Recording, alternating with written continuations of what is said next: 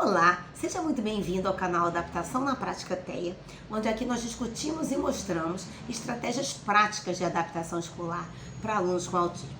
Para quem não me conhece, meu nome é Cristiane, eu sou pesquisadora, professora e, sobretudo, mãe de uma menina linda que foi diagnosticada com autismo por volta dos 3 anos de idade. Hoje já está com 13, no Fundamental 2, graças a Deus, muito bem incluída. E o que eu trago aqui é a minha vivência ao longo de uma década, não é? Convivendo com autismo e, sobretudo, com os desafios de uma inclusão. E o nosso tema de hoje vai ser: quais são as 5 frases perigosas na inclusão? Não é as 5 frases que a gente ouve, todo mundo aqui que está me seguindo, que está me acompanhando, com certeza já ouviu esta frase ao longo dessa trajetória. E muitas das vezes essa frase é dita até com bom sentido, não é? E quando eu faço vídeos assim, de forma nenhuma é para apedrejar ninguém, mas é para dar um sinal de alerta, não é? Porque o autismo, como todos sabem, é um transtorno crônico, não é? Não tem cura, e é um transtorno que significa atraso no desenvolvimento, não é? E para a inclusão acontecer, que é o nosso grande foco aqui, e autonomia, enfim, tantas outras coisas, o tempo não está ao nosso favor, não é? A criança vai atrasando em alguns quesitos, não é? E que vão estar interferindo no seu desenvolvimento, não é? E esse que é o transtorno do espectro autista. São vários, alguns ou poucos ou muitos déficits, não é? E que se a gente não os enxerga precocemente e não intervém, as chances desse déficit de perpetuar são muito maiores do que quando você intervém precocemente. Então, quando eu faço vídeos assim, falando de cuidado, de forma nenhuma para apedrejar ou para falar mal de alguma conduta, mas é sobretudo para abrir os olhos para que a inclusão possa verdadeiramente acontecer perto de você. E a primeira frase que eu ouço muito as pessoas falarem, comentarem, e que é muito falada em ambientes escolares e relacionados à inclusão, é aquela frase: cada um tem o seu tempo, não é? E cada um tem o seu tempo, é claro que cada um tem o seu tempo. Só que quando a gente está falando de uma criança no espectro autista, esse tempo, se não for manejado, se não for feita uma intervenção assertiva, não é? Esse tempo talvez nunca chegue, não é? Esse desafio talvez nunca seja alcançado, não é? De uma criança neurotípica, vou dar um exemplo, por exemplo, de alfabetização, não é? Se a criança neurotípica às vezes não alfabetiza ou tem uma dificuldade de alfabetizar no ano escolar, ela normalmente termina de alfabetizar no ano seguinte, não é isso? E aí às vezes faz um reforço escolar e com estratégias simples, não é? Você consegue minimizar esses atrasos que porventura venham numa criança neurotípica. Agora, já numa criança do espectro, isso é um pouco mais complicado, não é? Porque os desafios vão surgindo, não é? Por conta da idade e por conta do avanço das séries escolares.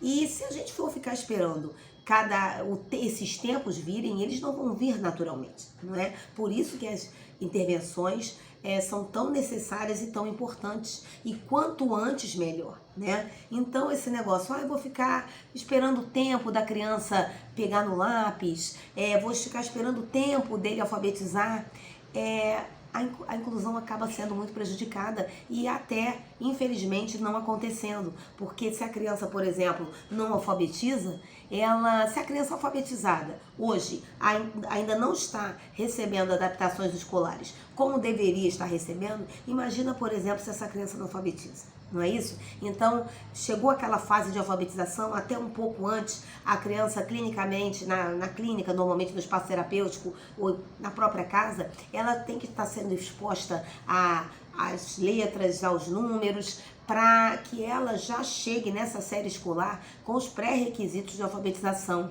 E mesmo com tudo isso, às vezes ela ainda atrasa para alfabetizar.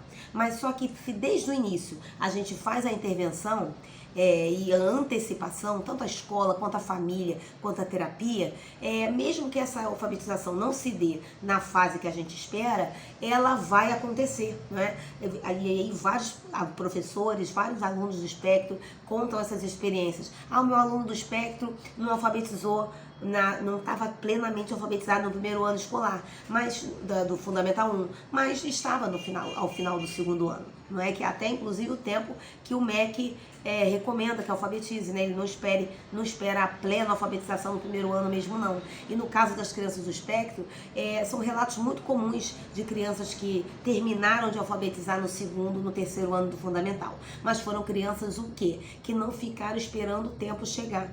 Que foram crianças que foram caprichando no contraturno escolar, como eu já falei aqui em vídeos anteriores. Foram crianças que a família se engajou para fazer esse reforço no contraturno, que a escola se engajou, não é, em conversar com a terapia e com a família para ajustar um tempo de mesa, enfim, aqueles ajustes necessários para que essa alfabetização, por exemplo, acontecesse. Não é? Então, cada um tem seu tempo. Quando você ouve isso, você tem que ter muito cuidado, porque normalmente é justificativa para várias pessoas que gostam de ficar sem planejamento, que não montam escolas, que não montam planejamento, professores nem digo, né, que eu falo no grupo da escola, mas ficam sem saber o que fazer, os terapeutas que às vezes, é muito comum até muitos terapeutas fazerem isso, vamos esperar o tempo dele. Cuidado, a ciência não aprova práticas que a gente fique esperando esse tempo. Práticas com fundamentação científica são práticas que trabalham com o manejo, não é, desses comportamentos para que eles possam ser modelados para a criança funcionalizar, não é? Então cada um tem seu tempo, não pode ser uma frase dita nem por escola, nem por família, muito menos por terapia, ok? A segunda frase perigosa, e aí é um grupo de frases, são aquelas frases que tem gerúndio, não é? E aí, por exemplo, você vai em alguns terapeutas e ouve, eu vou estar averiguando, vou estar avaliando, e aí avalia um ano, e não começa a intervir. Não é? Olha aí o tempo que está sendo perdido, não é? Então a avaliação tem que ser avaliação com pontos de corte referenciados pela literatura, mostrar para a família, olha só, utilizei esses instrumentos aqui, utilizei, por exemplo, no ABA, que é o que eu utilizo, o VIPMAP, não é, para crianças até 48 meses, por exemplo, o ABLA, enfim, o protocolo que você utiliza, não é, para você fazer avaliação. Muito cuidado com essas avaliações apenas qualitativas, cuidado, família, o quanto você está pagando por um relatório de avaliação que muitas das vezes não tem certificação nenhuma, não tem referência bibliográfica nenhuma. Mesmo que você não seja da área científica, você tem que perguntar qual foi o protocolo que foi aplicado, qual a referência que você vai utilizar, não é? E já falei aqui, intervenção não pode ser misturinha, intervenção tem que ser uma intervenção que tenha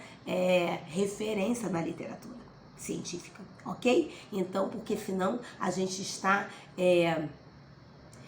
atrapalhando muito o desenvolvimento dessa criança, porque a gente está trabalhando com uma variável que nunca volta atrás, chamada tempo, e o tempo não está ao nosso favor, ok? Então vou estar avaliando, vou estar aguardando, vou estar averiguando, vou estar esperando. Escola também não pode fazer isso, não é? A criança está lá no primeiro ano, ela tem que sim, você tem que fazer de tudo para ela ter uma pega no lápis, por exemplo, não é isso? E ter, enfim, não pode ficar esperando, vou esperar ela alfabetizar, vou estar vendo como vai funcionar, e aí não é feita uma adaptação, não é feito um planejamento. Então, fuja desses gerúndios. Não é que você ouve ou da família, ou da escola, ou da terapia. Ok? Família gosta muito de falar, eu estou esperando também, às vezes algumas, não é? E a família não tem que esperar, a família precisa agir, não é? A família precisa se capacitar, a família, antes de, dentro da sua realidade, eu gosto de falar muito pelo lado de família, porque eu sou familiar, eu sou mãe de uma criança que eu olhava, meu Deus, tem tantas terapias para fazer, eu não tenho dinheiro para pagar essas terapias todas, mas eu não vou ficar parada esperando. Eu talvez nunca vá ter dinheiro para pagar isso tudo, como não tenho até hoje, eu sou professora, mas assim, você fazer o que você puder, né? Então, se você não... eu não tenho ninguém, eu não posso pagar um explicador, vai fazer um curso de 1 ano de professor, depois vai fazendo um curso de, por exemplo, se capacite, não é? Vá num terapeuta que te capacite, vá num terapeuta que possa, dentro da especialidade dele, passar dever de casa para a família, mas não fique aguardando, esperando, avaliando e esperando só no gerúndio, porque o tempo é muito cruel para as crianças do espectro, ok? A terceira frase, que é muito perigosa, é a famosa calma. Né? Calma, família, você está muito estressada, calma, terapeuta, não faz essa intervenção, calma, escola, ou a escola fala calma para você, enfim, tem que ter muito cuidado com esse calma. É óbvio que nós temos que ter calma, não é isso? Mas só que nós não podemos ficar esperando sem agir, não é? Nós precisamos ser assertivos. Então, por exemplo, vamos começar pelo ambiente escolar, não é? Então, eu tenho um aluno com autismo que entrou na escola, não é? E aí eu tenho um professor que não gosta muito dessa linha de inclusão, não é? Eu tenho um professor que ele talvez não se sinta capaz de fazer uma adaptação, e vocês veem aí ao longo dos vídeos que eu faço, do que eu mostro, que as adaptações escolares, elas podem sim ser feitas pelos professores e precisa obviamente de um diálogo, mas não é algo de outro mundo, não é algo que um professor não consiga fazer, não é? Então, mas assim, o professor, ele não pode ficar sozinho nesse processo, não é? Então, muitas das vezes ele fala calma porque ele está sem tempo de fazer, não é? Então, peça ajuda, não é? Você às vezes é a única saída que você tem para falar, calma, e aí vai estar procurando alguma coisa de como fazer essa adaptação. E essa criança não pode ficar esperando. Então você chama a família, pede uma reunião com o terapeuta, você, professor, e fala, olha, eu não tenho experiência, meu primeiro aluno com autismo. E o que o terapeuta e a família podem dizer para você, professor, por exemplo, é calma, no bom sentido, e tentar ajudá-lo, não é? E aí dar as estratégias de como você pode pensar essa adaptação junto com o trinômio, não é isso? Que é o que eu defendo, não é? Então, calma não é ficar parado. Calma é sentar, planejar e agir, ok? No caso do terapeuta, não é ficar esperando calma. Você fez uma intervenção, não está dando certo, muda. Mas para isso você precisa o quê? Avaliar, não é? Então, por exemplo, o manejo de barulho, não é? Na escola, não é? Então, você, por exemplo, pode ter traçado até uma estratégia que eu particularmente não gosto, que é tirar a criança do barulho de uma vez, o que acaba sendo um reforço positivo para ela sempre sair, não é? O que é interessante você fazer é a dessensibilização de tudo sensorial, não é? Mas vamos supor que o terapeuta tenha dado essa dica errada, não é? E que não funcionou para o seu aprendiz. Ele tem que diagnosticar isso rapidamente e trocar, não é? Não pode ficar calmo esperando a estratégia um dia funcionar, não é? E, por exemplo, falar, olha mãe, leva um fone mais potente de barulho, mas deixa ele lá para ir dessensibilizando e vai diminuindo, porque essa sensibilidade ao barulho vai atrapalhar inclusive o cotidiano escolar. Então, o terapeuta ele tem que estar muito atento a isso. E se ele às vezes conversa com outro, aí o outro vira para ele e fala assim, calma, vai funcionar. Nós aprendemos no congresso que é assim que faz. Só que não é, para o seu paciente não está funcionando, não é? Então, nada de ter calma, terapeuta. Você tem que ser assertivo, não é? E não pode perder tempo. Você não tem tempo a perder. Seu paciente não tem tempo a perder, ok? E isso, se você, por exemplo, o seu aluno está o seu aprendiz está desequilibrado sensorialmente, isso vai atrapalhar muito a inclusão em si. Não é? Porque que escola não tem barulho? Que escola vai ficar todo mundo em silêncio porque o aluno do espectro está passando? Isso não existe, não é, nem é para acontecer, não é? Porque afinal de contas, inclusão é a sociedade se adaptar ao espectro, o espectro se adaptar à sociedade, não é? É uma via de mão dupla, não é? E então calma para o terapeuta também não é interessante. E para a família muito menos, não é? Porque a família tem que ter calma, claro, não é? Nossa vida é muito corrida, mas não é calma parado, é calma respirar, mas olhar se a terapia está funcionando, olhar se a escola está funcionando, se a escola que você tem, e eu falo sempre isso aqui, especificamente escola, não é?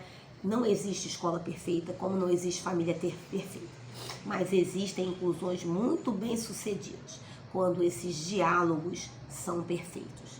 Então, uma dica que eu posso dar aqui, sempre dou essa dica: evite trocar de escola. Tente até o último grau que essa inclusão aconteça dentro da escola que o seu filho está. Então evite brigas com a escola, tenha uma postura, se coloque no empática, não é?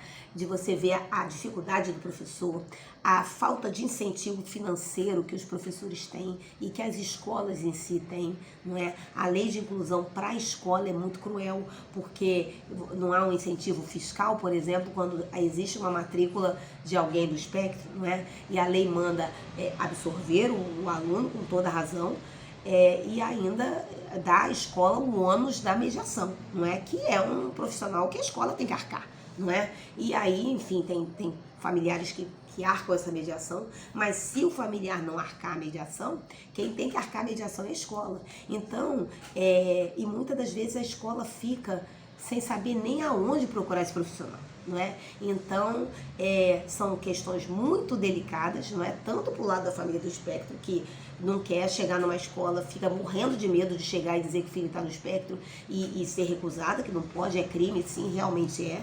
Mas, ao mesmo tempo, para a escola, é muito complicado receber um aluno do espectro, às vezes com laudos que chegam: eu quero um mediador com a especialização tal, patati patatá, e a escola fica muitas das vezes sem saber nem o que fazer, não é isso? E muitas das vezes ela fica sozinha nessa jornada, porque é dito para ela que é ela que tem que fazer e ela fica como, não é isso? E ela também não pode ficar esperando as coisas acontecerem naturalmente. Então, calma também para essa escola, mas ela não pode utilizar do recurso da calma para não avaliar, para não observar esse aluno, para não traçar metas para esse aluno, para vê-lo além do laudo, não é? Eu mostro muito isso aqui. Alfabetização, você tem que pegar os pré-requisitos da BNCC, claro, da BNCC mais limpa, mas para aqueles pré-requisitos de alfabetização. E o que é alfabetização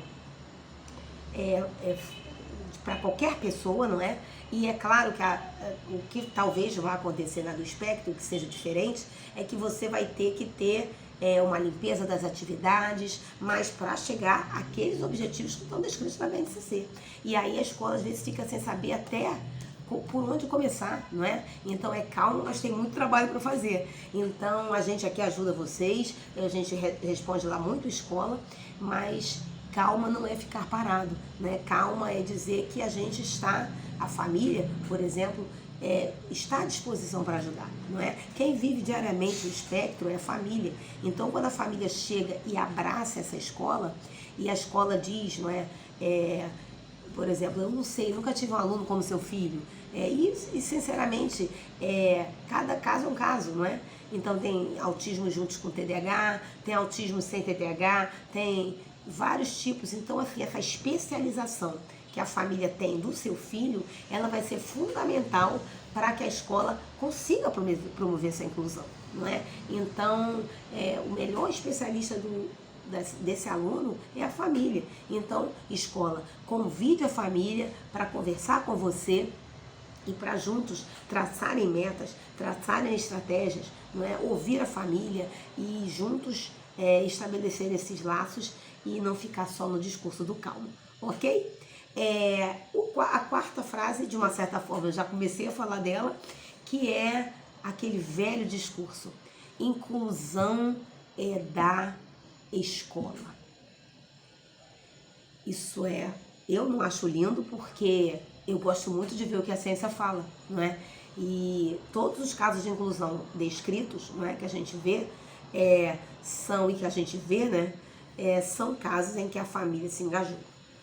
Então, é razoável supor que, e não é só no caso da neurodiversidade, né? Para o aluno neurotípico, você tem campanhas do Ministério da Educação, por exemplo, para que essa família se engaje, né? Então, a família, por exemplo, não pode entregar a criança na escola e largar para lá. E, enfim, às vezes eu até entendo, a família quer pagar um monte de terapia, quer dar tudo de bom ou melhor, mas você tem que reservar uma hora não, várias horas, não é? Para que essa inclusão aconteça, não é? Eu, graças a Deus, consigo ter uma boa disponibilidade para cuidar dessa inclusão, mas mesmo que você não tenha, enfim, tantas horas, que você tenha qualidade nessas horas, não é? Para ir na escola, para perguntar o que a escola precisa. A escola está precisando de uma reunião no terapeuta. Olhe, gente, para o lado do professor, não é? Veja, é só ver o salário, né? A diferença de quanto um professor ganha e um terapeuta ganha, não é? Daí você já explica muita coisa, não é? E nada contra o salário dos terapeutas, mas o quanto é difícil, até financeiramente, para a escola, por exemplo, arcar com cursos, não é? O professor do próprio bolso tirar para fazer uma pós-graduação, não é? Tem professores com 2, 3 matrículas que mal estão conseguindo pagar os seus orçamentos, não é? E aí tem sempre um cruel que fala: ah, mas teria que ter escolhido outra área. Gente, pelo amor de Deus, não existe profissão nenhuma sem professor, não é? E ser professor no Brasil é um ato de resistência, não é? Parabéns aos meus colegas docentes. E a gente não tem incentivo financeiro, a gente faz porque ama, não é? E aí ainda quando vem uma inclusão carregada de exigências, e acaba que tem grandes chances de ela não acontecer quando essa escola fica sozinha. Quando essa direção, quando essa coordenação de inclusão, eu visito muitas escolas e eu vejo as coordenadoras de inclusão muito chateadas com as posturas de algumas famílias, com as posturas de alguns professores, com as posturas de alguns terapeutas, não é? Que se sentem sozinhos, não é? E acaba que o que acontece? Quem mais se prejudica é a criança do espectro sim. Então, evite esse discurso, né? Não assine embaixo para esse discurso. Quando alguém fizer uma postagem no Instagram, não curte isso não, que inclusão é da escola, inclusão é do trinômio. A inclusão é da escola, a inclusão é da família, a inclusão é do terapeuta, tá ok? Para que juntos consigamos promover essa inclusão dessa criança com autismo, ok? Então, nada de deixar professor sozinho, nada de deixar essa escola abandonada, não é apenas cumprindo exigências, cheio de laudos, só chega na escola para fazer exigência e não senta para fazer um trabalho de casa com o filho, não senta para sinalizar: olha, meu filho não entendeu esse material. Gente, criança do espectro tem que fazer trabalho de casa. O trabalho de casa é que vai ser a métrica para a avaliação. E aí não são um nem dois casos que eu vejo das famílias que não fazem o trabalho de casa. Poxa, a escola às vezes é uma escola pequena, não é? Só vai ter um professor para vários alunos. Cansei de fazer isso e faço até hoje, não é? O trabalho de casa chega, você dá uma olhada no trabalho, olha, isso aqui alcançou, isso aqui não alcançou, isso aqui eu dei uma mudada. Eu, como faço adaptação, eu já faço adaptação das respostas do trabalho de casa, quando há necessidade, normalmente há, e mando para a escola e falo: olha só, essa questão desse jeito funcionou muito bem. E aí, olha só a importância da família. E sentar para fazer o trabalho de casa, você não precisa ser docente. não é? Dizendo, olha, meu filho pegou bem, não correlacione, pegou bem essa matéria aqui, uma pergunta aberta, eu coloquei um ligue e funcionou, não é? Então, essa troca é fundamental. Ai, não sei fazer trabalho de casa. Pega o livro. Você não vai para terapia? Pega o livro, leva para o terapeuta, para o psicopedagogo. O psicopedagogo é expert nisso, não é? Senta do lado dele, olha só, como é que eu faço uma questão como essa? Me dá uma modelagem, a escola está pedindo ajuda. Ou caso o terapeuta não possa ir lá, ou você não tem condições de pagar o terapeuta para que ele vá lá, sei lá, diuturnamente na escola, não é? Então, você tem que fazer a inclusão da forma que tiver ao seu alcance, ok? E eu gosto de dizer sempre isso. A inclusão que eu vivo não foi uma inclusão cara, foi uma inclusão sim, que me deu muito trabalho, não é? Porque para buscar esse diálogo não é cansativo, não é muito gratificante, mas não é algo que é simples, não é? Porque você tem que se organizar, você tem que se planejar, não é? Agora eu vou desligar aqui do vídeo, enfim, ela tá numa outra atividade, vai voltar, nós vamos fazer alguma revisão, vamos montar a mochila para o dia seguinte. Então, a rotina escolar, não é isso? É uma rotina que demanda tempo. Então, você deixar tudo por conta da escola, não tem como acontecer. Para aluno nenhum, ainda mais o neurodiverso, ok? E a última frase, que deixei por último mesmo, porque envolve a família, e que vou te falar que dessas 5, é uma das que mais me doía, não é, no início desse processo todo. Que é quando uma das partes desse trinômio, ou a escola, ou a terapia, falavam assim, você é família, deixa com a gente, não é? O terapeuta, é claro que a gente até troca, não é? Porque um terapeuta que fala isso, ele não está de acordo com o que a ciência diz, não é? E a gente fala outro dia disso, porque aqui o grande objetivo é na questão da inclusão. E a escola também, não é? Porque quando a escola diz, eu estou fazendo a inclusão, deixa comigo,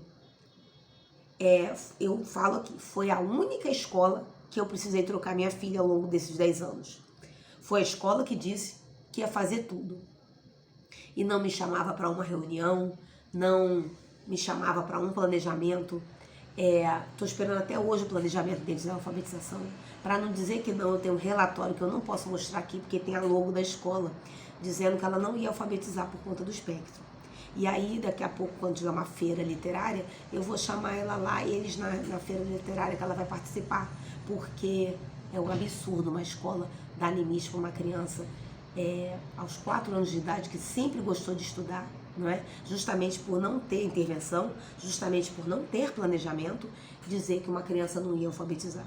E a criança já em vias de alfabetizar.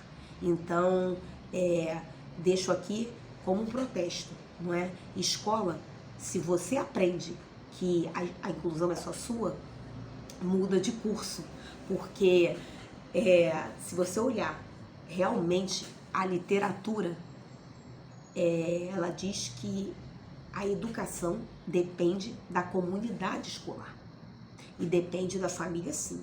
Então não se faça de rogada de chamar a família, sim, para participar, para falar, olha, vamos fazer o trabalho de casa, vamos engajar. E às vezes é uma família que está vivendo um luto, não é? E aí, normalmente as escolas agora têm psicólogo, tem normalmente um coordenador de inclusão. Meu grande abraço a todas vocês, porque é um cargo que elas, normalmente são mulheres, que elas ficam assim muito chateadas, não é? Sempre quando eu converso com uma coordenadora de inclusão, elas ficam nesse limite, né? Porque elas não querem chatear a família, e às vezes também o terapeuta vai lá e não contribui muito. E eu sempre falo para elas, vocês são guerreiras, vocês têm que pedir ajuda, sim, não é? E justamente por essa crença de que a escola é a dona da verdade na inclusão. E eu, como professora, eu digo mais uma vez, a gente não recebe as devidas orientações para uma adaptação, para que uma inclusão aconteça de verdade. apenas na nossa licenciatura, apenas na nossa formação, ok? Então é preciso para a inclusão uma palavra fundamental, chamada diálogo. Talvez você dizer, eu nunca soube fazer, não é como eu já tive escolas e já tive professores assim. Eu não sei, e eu só falava que eu estou à disposição para ajudar.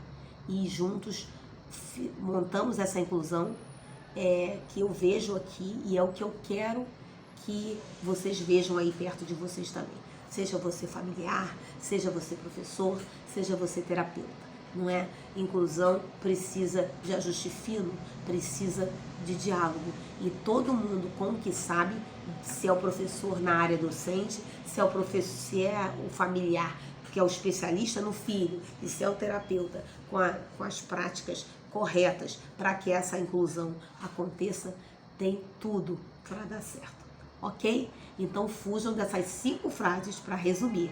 Cada um tem seu tempo, nada disso, o tempo é uma variável que está contra nós e a gente precisa fazer os manejos corretos para não perder tempo, não é?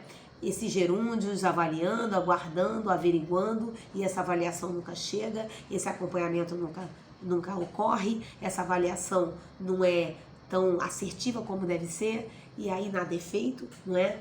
O calma, não é? Claro que temos que ter calma, mas não podemos ficar parados sem agir.